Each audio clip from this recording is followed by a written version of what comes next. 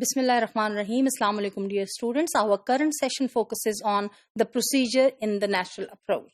I hope and expect by the end of this session, you would have some understanding of the nature of procedures that are involved in a language classroom that is based on natural approach. Well, my dear students, the natural approach adopts techniques and activities freely from various methods, various sources, and it can be regarded as the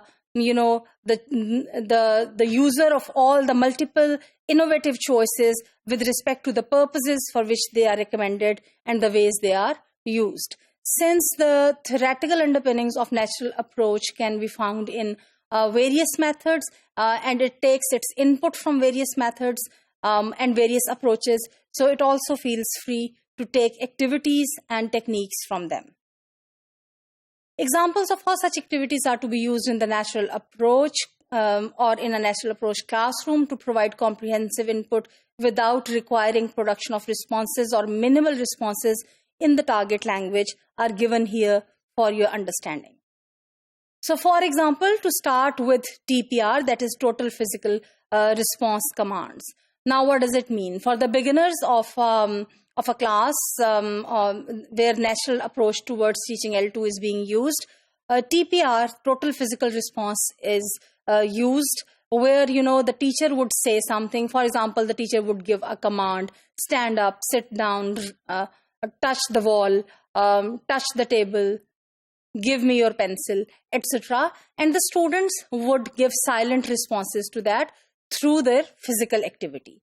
At the first, the commands are quite simple, as I said, to stand up, to turn around, to raise your right hand, etc.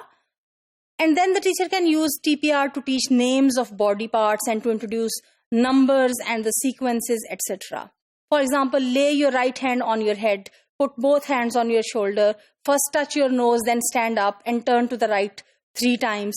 So, gradually the teacher can make the commands more and more complicated and more complex.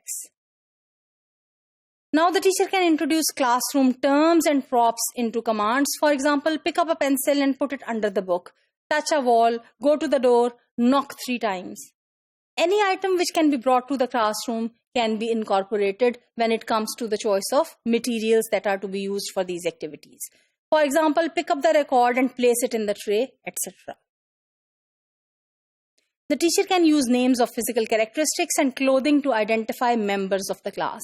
Now, this is significant in the sense that a typical natural approach class for the beginners would start with objects that would be taken from real life, that would be taken from the classroom setting itself, and gradually there would be a movement towards the members of this group, that is towards the learners. So now the teacher can use the names of different characters and their clothing in the classroom. And the instructor can use words such as hair, long hair, short hair, etc. Then a student, now there is a shift from the teacher to the student when the learner feels comfortable in speaking, and a teacher can describe a student as, what is your name, would select a student.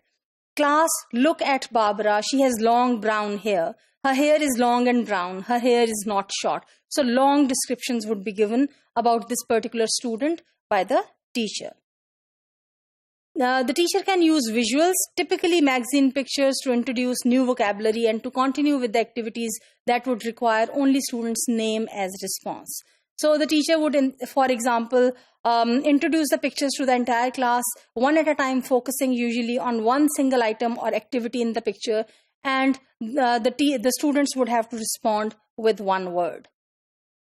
The teacher can then combine the use of pictures with total physical response.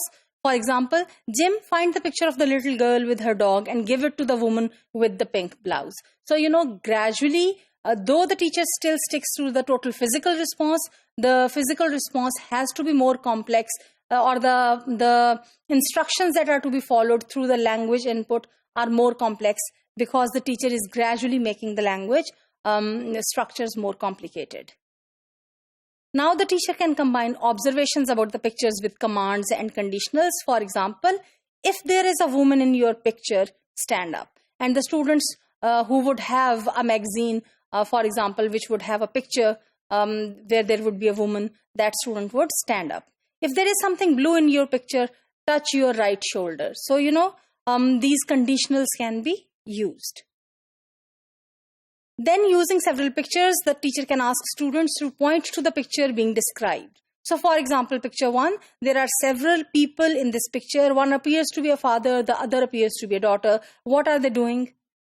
The one-word response can be cooking. Second picture, there are 2 men in the picture. They are young. They are boxing. So, the students have to identify out of the pictures that they are given that which picture is this.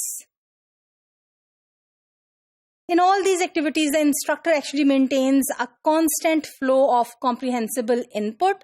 Thus, the role of the teacher is very, very crucial and very, very central. Using key vocabulary items, appropriate gestures, appropriate context, repetition, choice of suitable objects from real life as stimulus, and paraphrase of what the teacher provides as an input. Then to paraphrase it to ensure the comprehensibility of the learners.